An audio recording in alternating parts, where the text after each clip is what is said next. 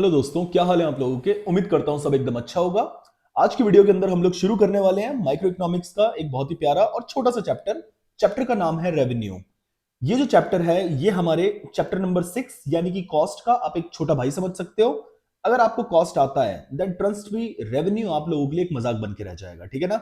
बहुत कम से कम टाइम में कोशिश करेंगे कि पूरा चैप्टर कवर करेंगे। ऑफ कोर्स जल्दी खत्म करने के चक्कर में we won't compromise on the quality of the lecture. तो जल्दी से शुरू करते हैं, ज्यादा टाइम वेस्ट नहीं करते हैं। चैप्टर का नाम है रेवेन्यू। रेवेन्यू क्या होता है पहले हमें यह बात समझनी होगी।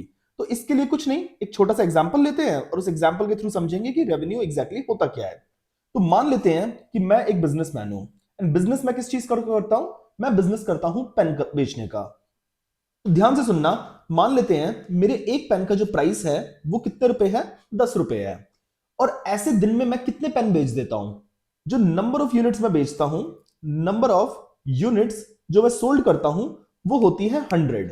तो अगर कोई मुझसे पूछेगा कि सर आपका टोटल रेवेन्यू कितना हुआ है इन पेन को बेचकर, तो मैं कहूंगा कि जो मेरा रेवेन्यू हुआ है वो हुआ है 100 इंटू में 10 यानी कि 1000 रुपीज का।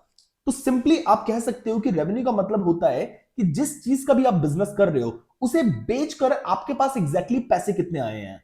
एंड डोंट गेट कंफ्यूज्ड कि मैं प्रॉफिट की बात कर रहा हूं। यहां पे हम बात सिर्फ सेल की कर रहे हैं। उसमें से आप जब बाद में कॉस्ट माइनस करते हो उस रेवेन्यू को कमाने की, उसे माइनस करने के बाद आपका प्रॉफिट आता है। यानी कि चैप्टर 6 में जो आपने कॉस्ट पढ़ा है उसमें रेवेन्यू में आप कॉस्ट माइनस करोगे, रेवेन्यू में से आप कॉस्ट माइनस करोगे और इसके बाद आपको क्या मिल जाएगा? प्रॉफिट मिल जाएगा।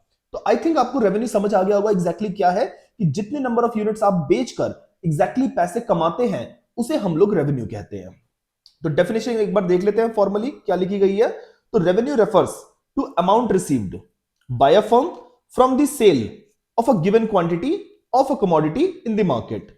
यानी कि अमाउंट रिसीव्ड की जगह मैं क्या लिख दूंगा? 1000। ठीक है ना। From the sale of a given quantity, given quantity कितनी है? 100 ऑफ अ कमोडिटी। और जब मैं कमोडिटी की बात कर रहा हूं तो किस कमोडिटी की बात कर रहा हूं? पेन की बात कर रहा हूं। अब रेवेन्यू जो है वो डिफरेंट है प्रॉफिट से, जो I have already told you.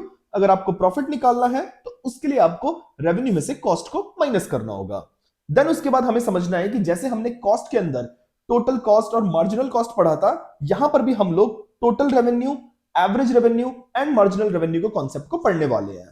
तो पहले हम समझते हैं एग्जैक्टली टोटल रेवेन्यू क्या होता है। तो देखो, इसे समझने के लिए हमें कुछ नहीं करना, हमें एक टेबल समझनी है।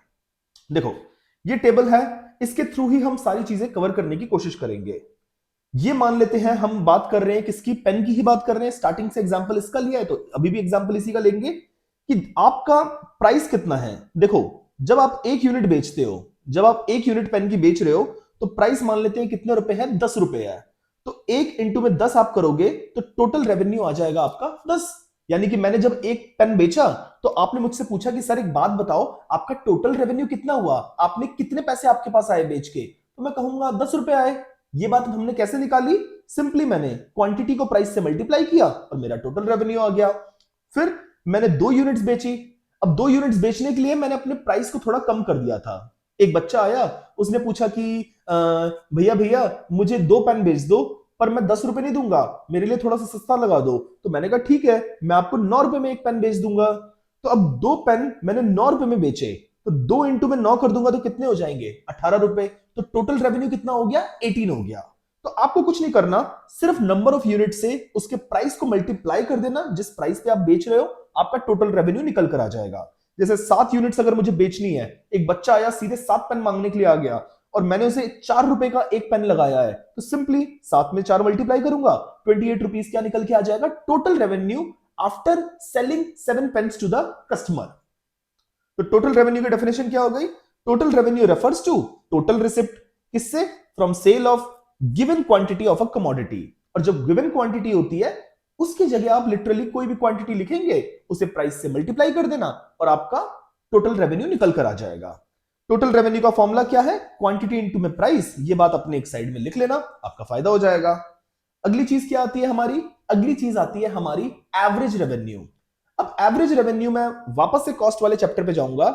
वहां पे जब हमें टोटल कॉस्ट से एवरेज टोटल कॉस्ट निकालनी होती थी, तो मैंने आपको एक सिंपल सा रूल बताया था कि आप टोटल को डिवाइड कर दो आउटपुट से या नंबर ऑफ यूनिट से या क्वांटिटी आप उसको बोल दो, जैसे उससे डिवाइड कर दोगे डिनोमिनेटर को सिर्फ आपको क्वांटिटी रखना है, आपका एवरेज निकल कर आ जाता है। यहां पर भी आपको बस वही चीज करनी है कि आपको टोटल रेवेन्यू को डिवाइड कर देना है नंबर ऑफ यूनिट सोल्ड से, आपका एवरेज रेवेन्यू निकल कर आ जाएगा। एग्जांपल ले लेते हैं, मान लेते हैं हमने 10 चेयर्स बेची है और एक चेयर का प्राइस कितना है 160 रुपीज पर चेयर है, तो टोटल 10 चेयर बेचकर हमारे पास टोटल रेवेन्यू कितना हुआ, वो हुआ हमारा 1600 रुपीज। और अगर कोई हमसे पूछेगा कि बेचकर एवरेज रेवेन्यू कितना हुआ, तो कुछ नहीं करना, जितना टोटल रेवेन्यू है उसे डिवाइड कर दो नंबर ऑफ यूनिट से, यानी कि 1600 डिवाइडेड बाय 10 यानी कि 160 rupees average revenue of selling 1 share हो जाएगा। अब आपको एक कंफ्यूजन हो रही होगी कि सर ये जो एवरेज रेवेन्यू है ये तो प्राइस जैसा ही है हमारा, प्राइस जैसा नहीं है, प्राइस ही है। ये समझ लो कि एवरेज रेवेन्यू प्राइस का ही दूसरा नाम है। तो आप कहीं भी अगर आपको प्राइस दे रखा है ना, तो समझ जाना वही आपका एवरेज रेवेन्यू है। और जो अभी टेबल हमने करी थी, अगर इसमें आप एवरेज रेवेन्यू निकालना चाहते हो तो देखो यहां पे हमने निकाल दिया, AR क्या है, TR अपॉन में क्वांटिटी। कैसे निकलेगा, ये आपकी टोटल रेवेन्यू है, ये आपकी क्वांटिटी है, बस टोटल रेवेन्यू को बगल वाली क्वांटिटी से डिवाइड कर देना, आपका एवरेज रेवेन्यू आ जाएगा। 10 अपॉन में 1 10 आ गया, 18 अपॉन में 2 9 आ गया, 24 अपॉन में 3 8 आ गया, 28 अपॉन 4 7 आ गया। एंड इस तरीके से आप डिवाइड करते जाओ। और इसी के साथ आप एक चीज और नोटिस करना कि जो यहां पर हमारा प्राइस लिखा है वो तो एवरेज रेवेन्यू के बिल्कुल इक्वल है। इसका मतलब हम कह सकते हैं ना कि average revenue and price are one and the same thing. अगर आपको अभी भी मेरी बात पे भरोसा नहीं हो रहा तो मैं एक डेरिवेशन निकाल के दिखा देता हूं आपको, जिससे आपको समझ आ जाएगा कि AR और प्राइस हमेशा इक्वल होते हैं। देखो, टोटल रेवेन्यू का फॉर्मूला क्या बताया मैंने, क्वांटिटी इनटू में प्राइस। यस, एवरेज रेवेन्यू को क्या फॉर्मूला बताया मैंने, टोटल रेवेन्यू अपॉन में क्वांटिटी या यूनिट सोल्ड। तो एवरेज रेवेन्यू के इस फॉर्मूले में TR की वैल्यू आप ये वाली डाल दो, TR की जगह मैंने क्या डाल दिया, क्वांटिटी इनटू प्राइस डाल दिया, और नीचे की क्वांटिटी ऊपर की क्वांटिटी से कट जाएगी और आपका जो एवरेज रेवेन्यू है वो प्राइस के इक्वल आ जाएगा ऑलवेज। बात हो गई खत्म, ठीक है ना, इसमें ज्यादा दिमाग लगाना ही नहीं है। उसके बाद हमारी अगली चीज निकल कर आती है, वो है मार्जिनल रेवेन्यू। मार्जिनल रेवेन्यू हमेशा आप ये मार्जिनल यूटिलिटी के टाइम से कर रहे हो। मार्जिनल यूटिलिटी आपने पढ़ी है, मार्जिनल प्रोडक्ट पढ़ा है आपने, मार्जिनल कॉस्ट पढ़ी है। यहां पर अब आप मार्जिनल रेवेन्यू की बात करने वाले हो। एक एडिशनल यूनिट को बेचने के लिए आपने कितना रुपए कमाए, एक एडिशनल यूनिट बेचकर आपके पास कितना रेवेन्यू आया, वो होता है मार्जिनल रेवेन्यू। फॉर एग्जांपल यहां पे देखो, आपने जब पहली यूनिट बेची, जब आपने पहला पेन बेचा, तो टोटल रेवेन्यू कितना आया, टोटल गल्ले में, जो गल्ला यानी कि वो जो ड्रॉर होते हैं जिसमें पैसे रखते हैं, उसमें हमारे पास आए 10 रुपए। तो पहली और आखिरी अभी तक यूनिट क्या है, 1 ही है। तो जितना टोटल रेवेन्यू है वही हमारा मार्जिनल रेवेन्यू है। अब क्या हुआ, हमने 2 पेन बेचे, जब दूसरा पेन बेचा तो दोनों पेन बेचकर टोटल रेवेन्यू कितना हुआ है, 18 हुआ है। तो एक बात बताओ, पहले पेन को बेचकर 10 आए थे और 2 पेन बेचकर हमारे पास 18 आया है, यानी कि एक एक्स्ट्रा पेन बेचने से हमने कितना रेवेन्यू कमाया, सिंपली 18 माइनस 10 यानी कि 8 निकल कर आ गया।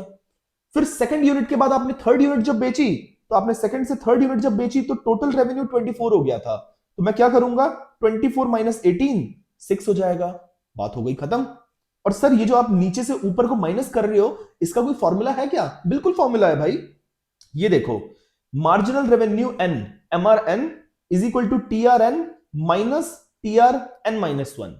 अब देख के कई बच्चों की हालत खराब हो जाएगी कि भाई इसको कैसे हम सॉल्व करेंगे। टेंशन नहीं लेना, जैसे आपको MR3 निकालना है, यानी कि मार्जिनल रेवेन्यू निकालना है थर्ड आउटपुट पे, तो इसका फॉर्मूला क्या हो जाएगा, N की जगह 3 पुट करना है, तो TR3 माइनस TR3 माइनस 1, और 3 माइनस 1 एग्जैक्टली कितना होता है, 2 होता है ना।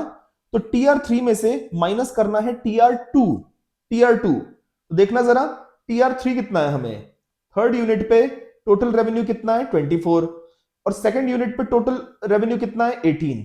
हम वही तो कर रहे थे, थर्ड में से सेकंड माइनस करा तो MR3 निकल कर आ गया। बस जो मैंने आपको नीचे से ऊपर माइनस करके दिखाया है उसका हमने यहां पे फॉर्मूला बनाया हुआ है। उसके बाद मार्जिनल रेवेन्यू को निकालने का एक और फॉर्मूला होता है, change in total revenue upon में change in number of units. यानी कि डेल्टा टी आर अपॉन में डेल्टा क्वांटिटी। इसका मतलब क्या है वो देखो, सेकंड एंड थर्ड को कंपेयर कर रहा हूं। देखो सेकंड से थर्ड में जब हम गए तो टोटल रेवेन्यू कितने से चेंज हुआ है, 24 माइनस 18 यानी कि 6 से चेंज हुआ है। तो हमने क्या करा, न्यूमरेटर 6 कर दिया, अपॉन में चेंज इन क्वांटिटी कितनी हुई है 3 माइनस 2 यानी कि 1 से ही चेंज हुई है। तो 6 अपॉन में 1 आपने करा तो भी मार्जिनल रेवेन्यू आपका 6 निकल कर आया है। दोनों तरीके से आपका आंसर सेम आएगा। तो सर इन दो फॉर्मूलों का फायदा क्या है एक बार वो बता दो। तो देखो भाई मैं आपको एक सिंपल सी चीज बताता हूं, अगर 1 के बाद 2, 2 के बाद 3 और 3 के बाद 4 यानी कि कॉन्सिक्यूटिव नंबर्स अगर दे रखे हैं यूनिट सोल्ड के, तो आप ये फॉर्मूला लगाओ या ये फॉर्मूला लगाओ आंसर सेम आएगा।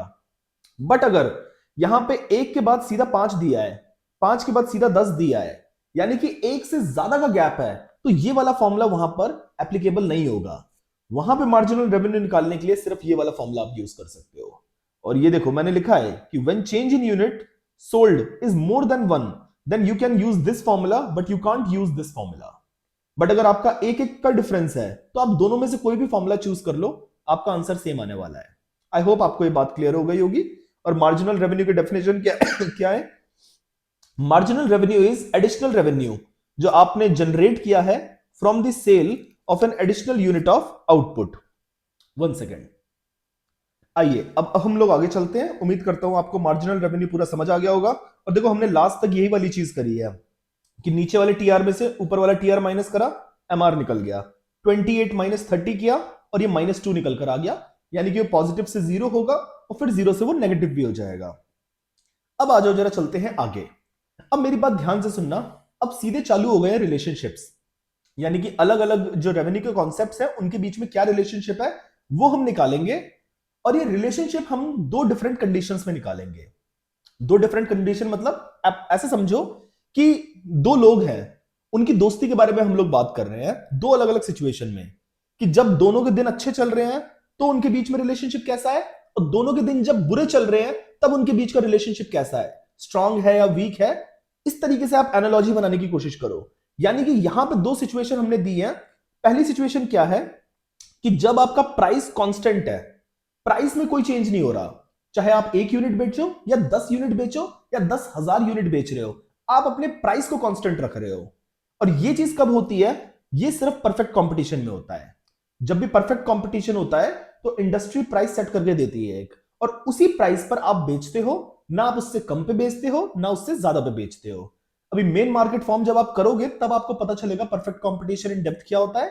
बस आप इतना समझ लो कि परफेक्ट कंपटीशन के अंदर प्राइस कांस्टेंट होता है। दूसरा केस है अगर प्राइस फॉल हो रहा है with rise in output. With rise in output price fall होने का मतलब कि अगर आपको ज्यादा यूनिट्स बेचनी है, सेल करनी है, तो उसके लिए आपको प्राइस कम करना पड़ेगा। और नॉर्मली ये चीज कब होती है, जब परफेक्ट कंपटीशन नहीं होता, यानी कि इनपरफेक्ट कंपटीशन होता है। तो दो कंडीशंस कौन कौन सी है, दो अलग अलग situation, when price is constant और दूसरा है when price fall with rise in output. अब इन दो सिचुएशन में हम रिलेशनशिप्स को पढ़ने वाले हैं। सबसे पहला, हम लोग जब प्राइस कांस्टेंट है तब हम पहले पढ़ेंगे relationship between AR and MR, यानी कि average revenue and marginal revenue के बीच में क्या रिश्ता है जब प्राइस कांस्टेंट है। आओ जरा पहले हम लोग टेबल पढ़ेंगे, टेबल के बाद मैं आपको ग्राफ कराऊंगा और ग्राफ के बाद उसको मैं एक्सप्लेनेशन को आपको रीड करवाऊंगा, पूरा क्लियर हो जाएगा आपको। हमने एग्जांपल ले लिया है कि यूनिट सोल्ड कितनी है, 1 2 3 4 5। अभी मैंने आपको क्या बताया, कंडीशन कौन सी है कि प्राइस हमारा कांस्टेंट है। चाहे मैं प्राइस कहूं या मैं एवरेज रेवेन्यू कहूं, दोनों एक ही बातें हैं, वो कांस्टेंट है। यानी कि आप 1 यूनिट बेचो या आप बेचो 5 unit, price is 5555, same to same है। अब हम लोग क्या करेंगे, प्राइस को और यूनिट सोल्ड को यूज करके can't we find the total revenue. बिल्कुल हम लोग टोटल रेवेन्यू निकाल सकते हैं, या फिर एआर और यूनिट सोल्ड को यूज करके भी टोटल रेवेन्यू निकल सकता है। एग्जांपल देता हूं, एवरेज रेवेन्यू का फॉर्मूला था ना टोटल रेवेन्यू अपॉन में यूनिट्स या क्वांटिटी सोल्ड, तो total revenue is equal to क्या हो जाएगा, ये इधर जाके मल्टीप्लाई हो जाएगा, यानी कि एवरेज रेवेन्यू इनटू में यूनिट सोल्ड, बात खत्म। तो दोनों तरीके से आप निकाल सकते हो। तो हमने क्या करा, 1 into 5 5, 2 into 5 10, 3 into 5 15, 20 25 so on. चलो टोटल रेवेन्यू आ गया। बट सर टोटल रेवेन्यू थोड़ी ना चाहिए, हमें तो एआर और एमआर के बीच का रिलेशनशिप चाहिए। अरे अगर हम टोटल रेवेन्यू नहीं बनाएंगे तो हम मार्जिनल रेवेन्यू कैसे निकालेंगे, क्योंकि टोटल रेवेन्यू से ही उसकी वैल्यू को हम लोग डिराइव करते हैं। तो अब टोटल रेवेन्यू को यूज करके एमआर निकालते हैं हम लोग। पहली यूनिट पे याद रखना कि आपका टोटल रेवेन्यू और मार्जिनल रेवेन्यू सेम होता है, क्योंकि आपकी one additional unit and only unit one ही है। तो आपका टोटल रेवेन्यू और मार्जिनल रेवेन्यू डिफरेंट कैसे हो सकते हैं, क्योंकि उससे पहले आपने कोई यूनिट बेची नहीं है। फिर सेकंड यूनिट बेचकर आपका टोटल रेवेन्यू हो गया 10, और मैंने बताया था नीचे से ऊपर वाले को माइनस कर दो तो आपका ये निकल कर आ जाएगा। 15 माइनस 10 कर दो, ये निकल कर आ जाएगा। ये माइनस करो, ये निकल कर आ जाएगा। यानी कि मार्जिनल रेवेन्यू हमने निकाल लिए। और हम एक चीज ऑब्जर्व कर रहे हैं कि एवरेज रेवेन्यू और मार्जिनल रेवेन्यू दोनों सेम है, सब कुछ 55555 है। यानी कि हमने एक चीज बड़ी कमाल की डिराइव करी कि अगर प्राइस कांस्टेंट है, चाहे कितना भी क्वांटिटी आप क्यों ना बेच रहे हो, तो आपका एवरेज रेवेन्यू और marginal revenue same to same होगा। अब अगर इसी बात को मैं ग्राफ पे प्लॉट करके देखूं तो वो ग्राफ किस तरीके का बनेगा, देखो एक्स एक्सिस पूरे चैप्टर में यूनिट सोल्ड रहेंगी और कुछ भी नहीं रहेगी उसके अलावा, और एआर एमआर जो दूसरी चीजें हम जिनका ग्राफ बना रहे हैं उनको हम वाई एक्सिस पे लेंगे। अब आप देख सकते हो कि चाहे आप एक यूनिट बेच रहे हो तो भी 5 है, 2 यूनिट बेच रहे हो तो भी 5 है, 3 यूनिट बेच रहे हो तो भी 5 है, 5 यूनिट बेच रहे हो तो भी 5 है। यानी कि अगर इन लाइंस को अगर हम ज्वाइन करें तो हम ये देख पा रहे हैं कि एआर और एमआर एक ऐसी लाइन फॉर्म कर रहे हैं which is horizontal to x axis, parallel to x axis. और इसको हम बोलेंगे क्या, this is a horizontal straight line, horizontal straight line जो कि पैरेलल है एक्स एक्सिस के। तो पेपर में आपका एक एमसीक्यू क्वेश्चन तैयार हो सकता है कि आपसे पूछ सकता है कि when the price is constant, so how is the graphical presentation of AR and MR. तो आप बता सकते हो यहां पर। क्या आपको पॉइंट क्लियर है? ये तो बहुत इजी है। अब इसी चीज को हम लोग यहां पर एक्सप्लेनेशन में रीड करेंगे। कुछ नई चीज नहीं लिखी है, जो बातें यहां पे मैंने आपको हिंदी में बोली है उसे शुद्ध इंग्लिश में यहां पे लिखी हुई है, और कोई भी क्रिएटिविटी नहीं की गई है। When price remains same at all level of output, then no firm is in a position to influence the market price of the product। जो कि मैंने आपको बताया है कि कोई भी फर्म अगर प्राइस कांस्टेंट है, परफेक्ट कंपटीशन चल रहा है, तो भाई कोई चाह के भी प्राइस को चेंज नहीं कर सकता। एक सब्जी मंडी में आप गए हो और उस सब्जी मंडी में सब जगह आलू कितने का बिक रहा है, 20 रुपए किलो बिक रहा है, एंड मेरा मन कर रहा है कि बीच में मैं बोल रहा हूं कि 25 रुपए किलो बिकेगा। क्या कोई भी मुझसे आलू खरीदेगा? जैसे ही मैं बेचने जाऊंगा बगल से आवाज आ जाएगी कि आलू 20 रुपए किलो, आलू 20 रुपए किलो, तो लोग मुझसे खरीदेंगे ही नहीं।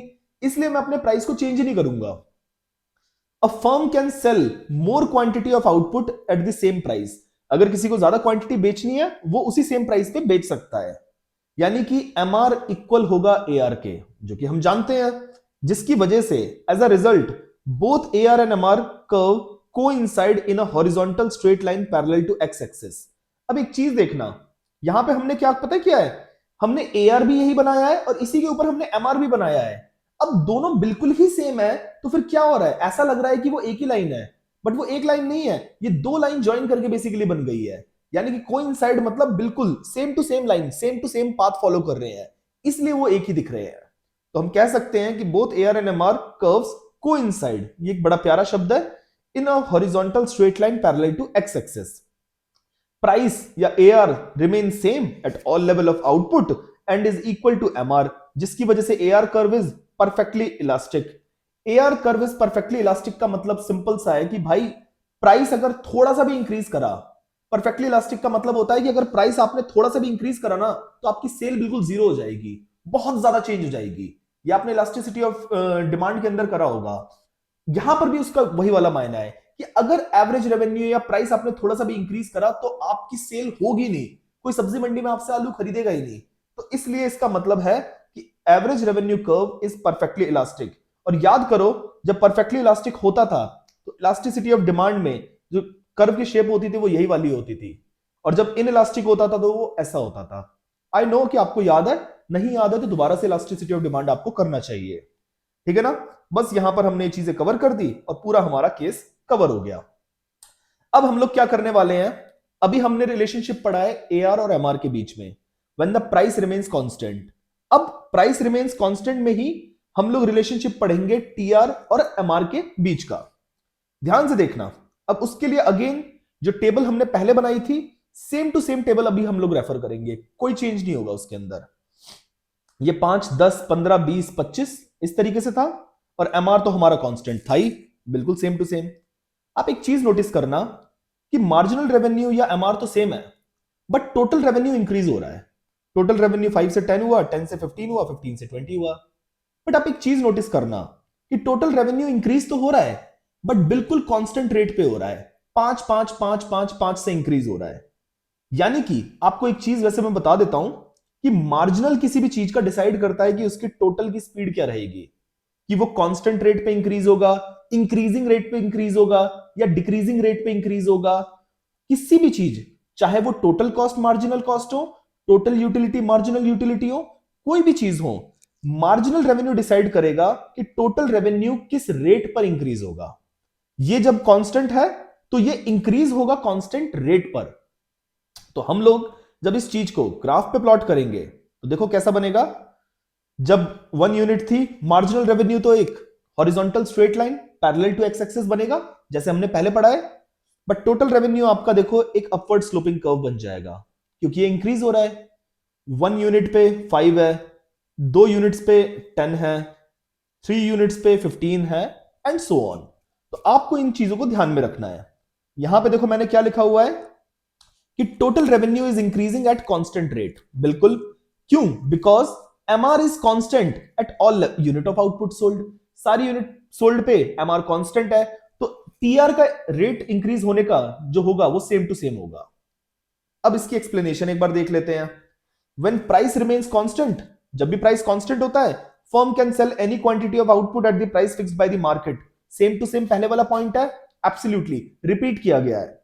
दूसरा, as a result MR curve and AR curve is horizontal straight line parallel to x axis. Same to same, बल्कि मैंने भी कॉपी पेस्ट किया था यहां पर जो नोट्स में।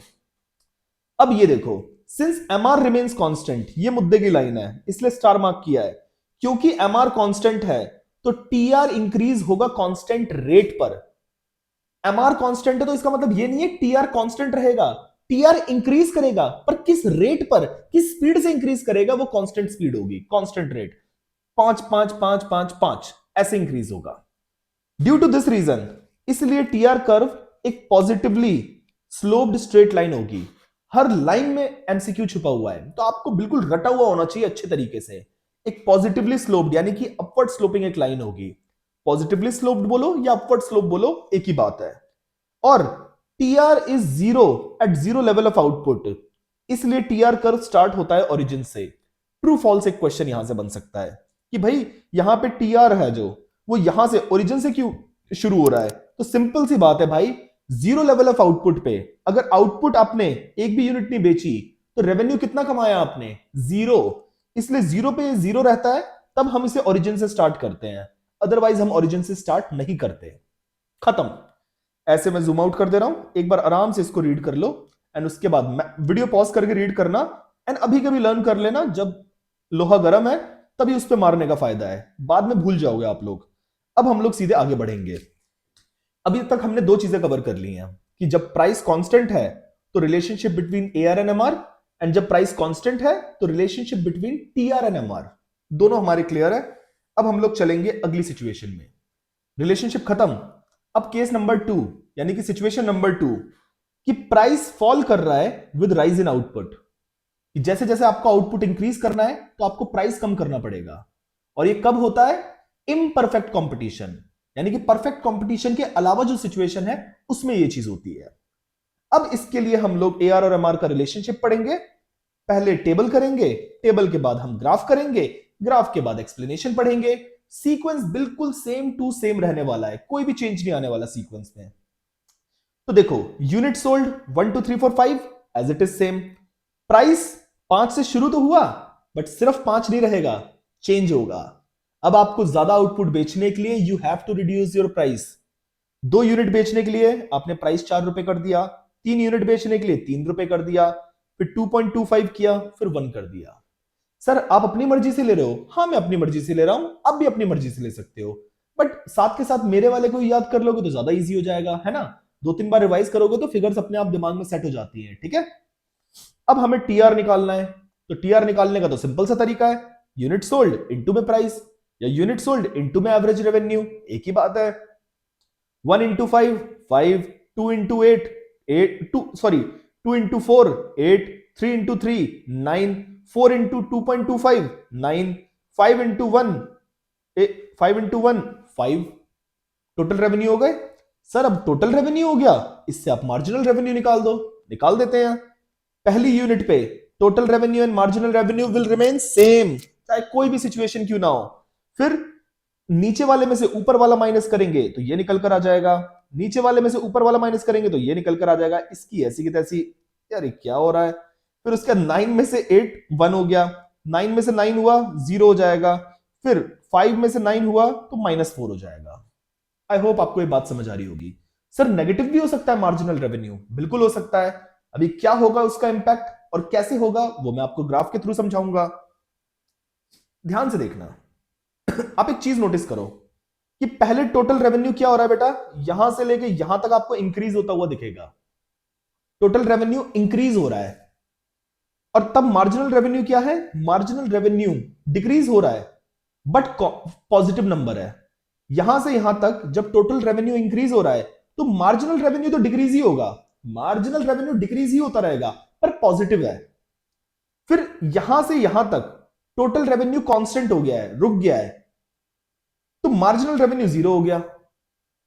ओके, एंड जब टोटल रेवेन्यू गिरना स्टार्ट हो जाएगा तो मार्जिनल रेवेन्यू देखो क्या हो गया है, 0 से -4 नेगेटिव हो गया है। दोबारा बताता हूं, देखो जब टोटल रेवेन्यू इंक्रीज हो रहा है, टोटल रेवेन्यू इंक्रीज हो रहा है तो मार्जिनल रेवेन्यू डिक्रीज हो रहा है। बट शुक्र की बात यह है कि अभी वो पॉजिटिव नंबर है एक, ठीक है। जब टोटल रेवेन्यू इंक्रीज होते होते कांस्टेंट हो जाता है और अपने मैक्सिमम पे पहुंच गया, यहां पे देखो ये अपने मैक्सिमम पे है और कांस्टेंट रुक गया है, तब मार्जिनल रेवेन्यू गिरते गिरते 0 पे आ गया है। और जब टोटल रेवेन्यू गिरना स्टार्ट हो गया तो मार्जिनल रेवेन्यू की कवर टूट गई और वो देखो 9 से 5 हुआ और ये नेगेटिव हो गया। अब इसका रिश्ता देखो बड़ा अनोखा है। यहां पे देखो, मैं यहां से शुरू कर रहा हूं, दोनों गिर रहे हैं, अच्छा sorry total revenue and average revenue, यार सॉरी मैंने आपको टीआर और एमआर के बीच में रिलेशन ज्यादा फोर्स कर दिया, बट हम एआर का निकाल रहे थे। अब एआर और एमआर को कंपेयर कर लेते हैं, एक सेकंड लगेगा। तो देखो एआर और एमआर के बीच का रिश्ता हम लोग ढूंढ रहे हैं यहां पे, ठीक है ना। बाय द वे ये जो हमने नॉलेज शेयर करी है टीआर और एमआर की, वेस्ट नहीं हुई है, ये अभी अगला रिलेशनशिप यही आने वाला था, बस हमने पहले कर लिया इसको। एआर और एमआर के बीच का रिलेशनशिप निकालना है। ध्यान से देखो, एआर भी डिक्रीज कर रहा है जैसे जैसे आउटपुट इंक्रीज हो रहा है और एमआर भी डिक्रीज हो रहा है, पर आप एक डिफरेंस देखना, ध्यान से देखना कि ये सिर्फ -1 हुआ है, ये यहां से यहां हुआ है कितना -1, पर ये कितना हुआ है यहां से यहां -2, ये सीधे 2 से गिरा। यार ये ना नाक में दम कर दिया है इसने, इसको टेप को हटाऊं कैसे, एक सेकंड का टाइम दोगे, मैं एक सेकंड पॉज कर रहा हूं। हाँ भाई टेप हटा दिया मैंने। अब ध्यान से देखना कि एवरेज रेवेन्यू 5 से 4 हुआ है, सिर्फ एक कम हुआ है, और यहां पे ये 2 कम हुआ है। फिर ये 4 से 3 हुआ है, अगेन सिर्फ थोड़ा सा कम -1 हुआ है, ये 3 से 1 हो गया, -2 हो गया। दोनों गिर रहे हैं पर एमआर के गिरने की स्पीड ज्यादा है एआर के गिरने की स्पीड से। नोटिस कर पा रहे हो आप ये बात, बिल्कुल। फिर ये 3 से 2.25 हुआ है, यानी कि -0.75 हुआ है, और ये 1 से 0 हुआ है, -1। अभी भी देखो क्या हुआ है, वैसे रिड्यूस हुआ है बट अभी भी इससे ज्यादा है या नहीं है, बिल्कुल है। और ये फिर 2.25 से 1 हो गया, यानी कि -1.25 हो गया है, और ये सीधे 0 से -4 -4 गिर गया सीधे। हमने एक चीज नोटिस करी कि एआर और एमआर दोनों फॉल कर रहे हैं, पर एआर के फॉल करने की स्पीड कम है एमआर के फॉल करने की स्पीड से, या फिर एमआर के फॉल करने की स्पीड ज्यादा है एआर के फॉल होने की स्पीड से। और एक और चीज हमने नोटिस करी है कि एआर फॉल होते होते नेगेटिव नहीं हो रहा है, बट एमआर फॉल होते होते 0 तक हो रहा है और नेगेटिव भी हो जा रहा है। याद रखना एआर कभी भी 0 नहीं होगा और नेगेटिव तो कभी हो ही नहीं सकता है। एआर नेगेटिव होने का मतलब है कि प्राइस आपका नेगेटिव हो गया, प्राइस किसी चीज का। ये बोतल कितने रुपए की है जी, ये बोतल -100 रुपए की है। -100 रुपए का मतलब समझते हो आप, कि आप दुकान पे बोतल खरीदने गए, उसने आपको बोतल भी दी और पैसे भी दे दिए साथ में कि लो सर खरीदने के लिए पैसे लो। तो सेंस बन रहा है इस बात का, कोई सेंस है ही नहीं। ये नेगेटिव होना उतना ही बड़ी बात है। अब इसी चीज को देखो हम ग्राफ में कैसे रिफ्लेक्ट करेंगे। यहां से हमने शुरू किया, जैसे मान लेते हैं यही 5 है, देखो 5 से शुरू हो रहे हैं ना दोनों, यहां से शुरू हुआ, AR भी फॉल हो रहा है, MR भी फॉल हो रहा है। बट देखो MR क्या है, MR फॉल होते होते जीरो भी हुआ और उसके बाद वो नेगेटिव भी हो गया, वाई एक्सिस में नीचे आ गया है। बट AR जो फॉल हो रहा है वो धीरे धीरे फॉल हो रहा है और पॉजिटिव नंबर ही है। दूसरी चीज नोटिस करना कि जो AR का कर्व है वो ज्यादा फ्लैट है। फ्लैट मतलब इस तरीके, देखो गिर रहा है पर ऐसे गिर रहा है, और MR जो है वो ऐसे गिर रहा है, एकदम से गिर रहा है। झूले होते हैं ना दो तरह के, जब आप कहीं जाओ वर्ल्ड्स ऑफ वंडर या ये SL वर्ल्ड वगैरह जाओगे तो दो तरह के वो नीचे से स्लाइड करके गिरने वाले होते हैं। एक होता है कि आराम से बुड्ढों के लिए धीरे धीरे गिरते हैं, और एक होता है एकदम स्टीप चढ़ा ढलान होती है। MR की वही स्टीप ढलान है और AR रिलेटिवली फ्लैटर है। और ये चीज ये शो करता है कि MR ज्यादा स्पीड पे डिक्रीज हो रहा है बट AR उतनी स्पीड पे डिक्रीज नहीं हो रहा है। अब मैं एक्साइटेड हूं एक्सप्लेनेशन के लिए। एक्सप्लेनेशन बहुत आसान है यार इसकी। When firm can increase their volume, जब फर्म अपने वॉल्यूम यानी कि नंबर ऑफ यूनिट सोल्ड को इंक्रीज तभी कर सकते हैं जब वो प्राइस को रिड्यूस करेंगे। और ये कब होता है? Under imperfect competition, imperfect. तो AR फॉल करेगा विद इंक्रीज इन सेल, जो कि हमने देखा, जिसका मतलब है कि MR will be less then AR। और ऑब्वियसली वी कैन सी कि MR हर पॉइंट पे AR से छोटा है, AR से छोटा है हर पॉइंट पर। बिल्कुल सही बात है। यहां से भी MCQ क्वेश्चन बन सकता है कि किस सिचुएशन में MR will be less than the AR या MR will be equal to AR। आपको केस पता होना चाहिए, जिसकी वजह से बोथ AR and MR curve slope कर रहे हैं downward from left to right. Of course we can see that downward slope हो रहे हैं, लेफ्ट से राइट की डायरेक्शन में हो रहे हैं। Both MR and AR fall with increase in output, same बात रिपीट हो रही है। बट ये पॉइंट सबसे इंपॉर्टेंट पॉइंट है जो मैं बार बार बोल रहा था कि MR falls at a rate more than the rate of fall in AR। MR ज्यादा स्पीड में, ज्यादा रेट पे गिर रहा है एज कंपेयर टू AR, जिसकी वजह से MR कर्व स्टीपर है as compare to AR curve. यहां से असर्शन रीजन का क्वेश्चन बन सकता है कि पहला वो असर्शन दे देगा कि MR curve is steeper than the AR curve, उसके बाद रीजनिंग में दे देगा because MR falls at a rate more than the rate of fall in AR। और आप कहोगे कि yes, assertion is true, reason is also true, and reason is correct explanation of assertion। तो इस तरीके के क्वेश्चन यहां पे बन सकते हैं, मैंने बनते हुए देखे हैं। और इस तरीके से हमारा ये वाला कॉन्सेप्ट भी पूरा खत्म होता है। Why MR curve is steeper than AR curve when price falls with rise in output? अब ये क्वेश्चन है कि क्यों ऐसा हो रहा है कि MR कर्व ज्यादा स्टीपर है as compare to AR curve. तो it happens because MR is limited to one unit only, whereas AR is derived by all the units. It leads to comparatively lesser fall in AR than fall in MR. MR curve can be zero and negative while AR remains positive. इसका मतलब क्या है? मेरी बात ध्यान से देखो। MR यहां से यहां जो -2 हुआ है वो वन एडिशनल यूनिट की वजह से हुआ है, यानी कि उस पर इंपैक्ट सिर्फ एक यूनिट डाल रही है। वेयर एज AR जो है आपका, ये जो 4 हुआ है उसमें 2 यूनिट्स का कंट्रीब्यूशन है। यहां पे 3 हुआ है, इसमें 3 यूनिट्स का कंट्रीब्यूशन है। यानी कि इंपैक्ट कितने नंबर ऑफ यूनिट से पड़ रहा है उस बात से फर्क पड़ता है कि कौन कितना जल्दी और कौन कितना तेज होगा। जहां पे MR की एक यूनिट से ही इफेक्ट पड़ जाता है तो वो ज्यादा इफेक्ट आता है, वेयर एज AR में आपकी नंबर ऑफ यूनिट ज्यादा इन्वॉल्व होती है, तो उसकी वजह से जो इफेक्ट दिखना होता है वो उतनी जल्दी नहीं दिखता जितना वो MR की टर्म्स में दिखता है। तो देखो, limited to one unit only whereas AR is derived by all the units. बात खत्म हो गई। बस आपको ये लर्न कर लेना है। चांसेस आने के थोड़े कम है इस वाले क्वेश्चन के, बट स्टिल सिलेबस का पार्ट है तो छोड़े क्यों हम इसको। ओके, एंड इसके बाद अब हम लोग एक चीज करने वाले हैं। मैंने अभी तक आपको रिलेशनशिप कितने कराए हैं और कैसे कराए हैं समझते हैं। मैंने आपको पहले जब प्राइस कांस्टेंट है तो AR और MR का रिलेशनशिप कराया और TR और MR का कराया। फिर जब प्राइस फॉल कर रहा है विद राइज इन आउटपुट तो मैंने AR और MR के बीच का रिलेशनशिप करा दिया। बट एक तीसरा केस बनता है AR और MR के रिलेशनशिप का। अगर कुछ ना दे रखा हूं क्वेश्चन में, लाइक कुछ नहीं दे रखा कि प्राइस फॉल कर रहा है या नहीं कर रहा है, कि प्राइस फॉल हो रहा है या प्राइस कांस्टेंट है, कुछ भी नहीं दे रखा है, सिर्फ लिखा है कि AR और MR के बीच में रिश्ता क्या है, उसे हम कहेंगे जनरल रिलेशनशिप, यानी कि जनरली उनका रिलेशनशिप कैसा है।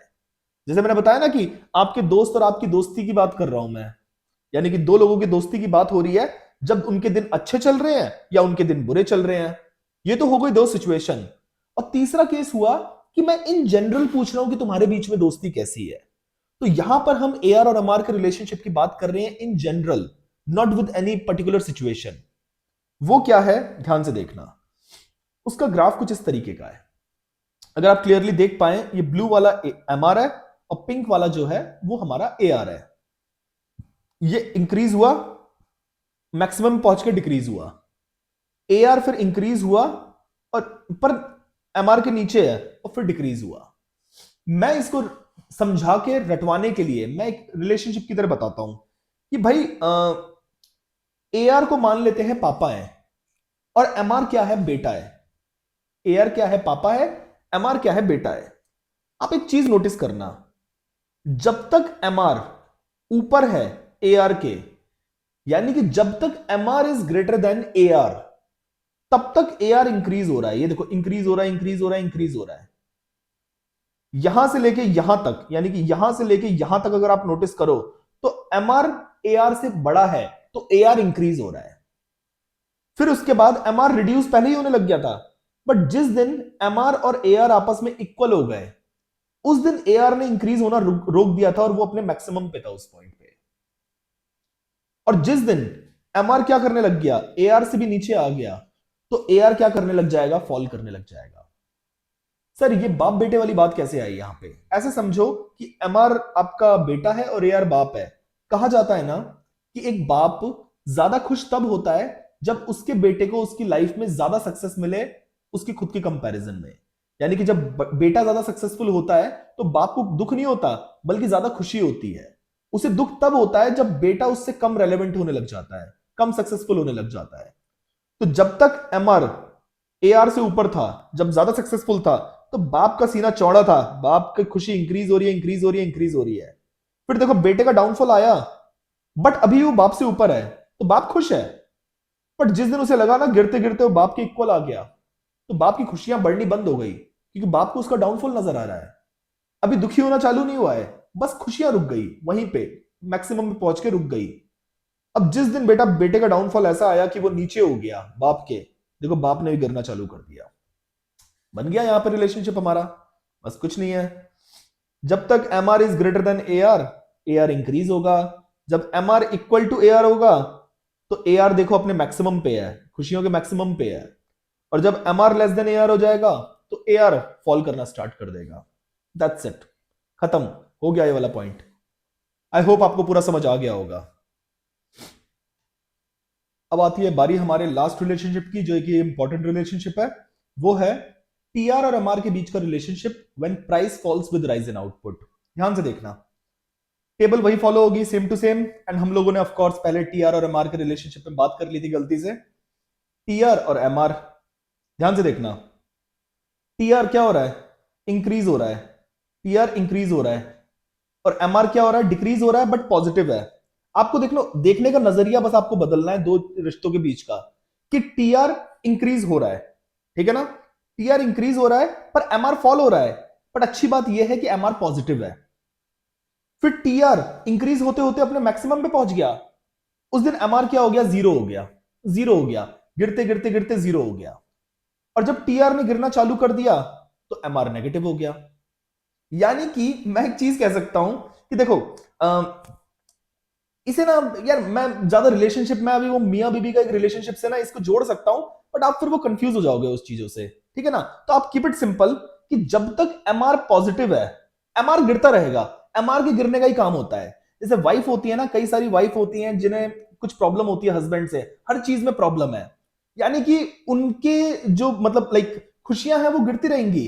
बट जब तक वो थोड़ी सी भी पॉजिटिव हैं, तब तक जो उसका हस्बैंड है उसकी लाइफ में खुशियां इंक्रीज होती रहेंगी, कि ठीक है यार मेरी वाइफ बहुत ज्यादा खुश नहीं है, मतलब उसकी खुशियां रोज कम हो रही हैं, बट स्टिल अभी कुछ खुशियां बची हैं। बट जिस दिन खुशियां कम होते होते जीरो हो जाएंगी, उस टाइम पे मैक्सिमम पे पहुंच के हस्बैंड की खुशियां रुक जाएंगी, क्योंकि अब उसे पता है कि भाई कुछ खतरनाक होने वाला है, फटने वाली है। एंड जिस दिन वो नेगेटिव हुई बीवी, उसने झाड़ना चालू किया, धमकियां देनी चालू करी, भाई पति की सिट्टी पिट्टी गुल, और पति की खुशियां नेगेटिव हो गई, मतलब डिक्रीज होने चालू हो गई, आई एम सॉरी। तो एमआर बीवी है, टीआर हस्बैंड है, इस तरीके से जोड़ के देख लेना। इस बात को अब जब ग्राफ पे प्लॉट करेंगे वो देखो, देखो बीवी जो है पति की बुरी आदतों की वजह से बीवी की खुशियां देखो रोज कम हो रही है, रोज कम हो रही है, रोज कम हो रही है, कभी खुश है ही नहीं बीवी। अब रोज कम हो रही है, बट देखो यहां से यहां तक ये पॉजिटिव थी अभी भी थोड़ा बहुत कि रिश्ते में कुछ बचा था। यहां पे उसकी खुशियां बिल्कुल जीरो पे हो चुकी हैं। अब तो वो मायके जाने की धमकी देती है, नीचे नेगेटिव आ गया। जब तक बीवी की खुशियां पॉजिटिव थी, ये देखो टीआर इंक्रीज हो रहा था, ये यहां से यहां का फेज ये वाला है, ठीक है ना। जब ये मैक्सिमम पे पहुंच गया, मैक्सिमम पे, तो ये वाला पॉइंट है। और जब ये डिक्रीज होना चालू हो रहा है तो देखो यहां पे गिरना चालू हो गया। भाई क्या ब्यूटीफुल है भाई। ग्राफ से ज्यादा बात करती हुई चीज तो मैंने कोई देखी नहीं है। मुझे तो इसको ये जबान समझ आ रही है मुझे इसकी। आई होप आपको भी समझ आ रही होगी। ग्राफ दिमाग में एक उसकी फोटो इमेज बन पाती है भाई, वो आपको ज्यादा टाइम याद रहेंगी। रटने की जरूरत नहीं है, लॉजिकली एक बार चीज को समझो, रिलेशनशिप को दिमाग में लो, ग्राफ को अपने दिमाग में प्लॉट कर लो, एंड लिटरली दुनिया का कोई भी क्वेश्चन आ जाए, डायरेक्ट इनडायरेक्ट आपको वो आता होगा। As long as MR is positive, जब तक बीवी पॉजिटिव है थोड़ी सी भी, चाहे अभी भी रोज उसकी खुशियां कम हो रही हैं, बट जब तक बीवी पॉजिटिव है पति की खुशियां इंक्रीज होंगी। जिस दिन बीवी की खुशियां जीरो हो गई, भाई मैक्सिमम पे है तू, डाउनफॉल चालू होने वाला तेरा। और जब एमआर नेगेटिव हो गया, बेटा डाउनफॉल चालू हो गया, अब रोता रहे, ठीक है ना। और फिर दूसरे तरीके से भी कह सकते हैं कि जब टीआर राइज हो रहा है, जब टीआर इंक्रीज हो रहा है, तो एमआर क्या है, पॉजिटिव है। इसी चीज को दूसरे नजरिए से दिखाना। अरे भाई सिंपल सी बात है कि अगर बीवी का वो पति है तो पति की भी तो वो बीवी है, सिर्फ पॉइंट ऑफ व्यू चेंज करना है कि पहले हमने एमआर के नजरिए से टीआर के बारे में पढ़ा, अब टीआर के नजरिए से एमआर को पढ़ेंगे कि जब तक टीआर राइज होगा एमआर पॉजिटिव है, टीआर मैक्सिमम पे है एमआर जीरो है, टीआर फॉल करेगा एमआर नेगेटिव होगा, बात खत्म हो गई। दैट्स इट भाई। और एक लास्ट का एक मिसलीनियस थोड़ा सा रिलेशनशिप है, मैं बस छोड़ना नहीं चाह रहा था। मैं कई स्कूल्स में तो पढ़ाते ही नहीं है भाई इसे, और पूछते भी नहीं है, बट स्टिल इतना सब कुछ पढ़ लिया तो एक छोटी सी चीज पढ़ लेते हैं। जो इम्परफेक्ट कंपटीशन होते हैं वो दो तरह के होते हैं, एक्चुअली तीन तरह के होते हैं, बट यहां पे इन्होंने दो तरह की बात करी हुई है। एक मोनोपोली कंपटीशन, एक मोनोपोलिस्टिक कंपटीशन। मोनोपोली कंपटीशन होता है जहां पे एक ही सेलर है, बेचने वाला एक ही बंदा है। मोनोपोलिस्टिक में होता है एक से ज्यादा बंदे होते हैं, पर इतने नहीं होते कि परफेक्ट कंपटीशन में जितने होते हैं। बोथ द कंपटीशन में एआर और एमआर कर्व स्लोप करेंगे डाउनवर्ड, दोनों में डाउनवर्ड स्लोपिंग है, ठीक है ना, याद रखना। बस क्या दिखाना है कि मोनोपोली के अंदर ये स्टीपर है मोनोपोलिस्टिक के कंपैरिजन में, यानी कि मोनोपोली में जल्दी गिरेगा और मोनोपोलिस्टिक में फ्लैटर है मोनोपोली की कंपैरिजन में। सिंपल सी बात है कि भाई तू मेरे से पतला है या मैं तेरे से मोटा हूं, दोनों एक ही बात है ना, कि ये स्टीपर है देन मोनोपोलिस्टिक, ये फ्लैटर है देन मोनोपोली। बस इतनी बात आपको याद रखनी है। एंड इसका रीजन क्या है, आई रियली होप कि इस पॉइंट ऑफ टाइम पे नाइदर यू आर इंटरेस्टेड और ना ही मैं बताने में इंटरेस्टेड हूं, क्योंकि टाइम वेस्ट हो जाएगा और वैल्यू एडिशन होगी नहीं मार्क्स के पॉइंट ऑफ व्यू से। तो हम यहीं तक रखते हैं। इसी वीडियो के नीचे आपको मेरी रेवेन्यू की जो न्यूमेरिकल्स का लिंक है वो मिल जाएगा, तो न्यूमेरिकल जरूर कर लेना। वो वीडियो हमारी ठीक ठाक चली थी और आपको उसमें बहुत मजा आएगा, बहुत प्यारे तरीके से कराया है, जल्दी तरीके से कराया है, और पूरा रेवेन्यू आपका चैप्टर कंप्लीट हो जाएगा, ठीक है ना। और बाकी की वीडियोस देख लेना, जितने चैप्टर्स हैं काफी मेहनत से बनाई है, एंड आई रियली होप मैंने आपको इस वीडियो में वैल्यू एड किया होगा। मिलते हैं अगली वीडियो में, बाय बाय।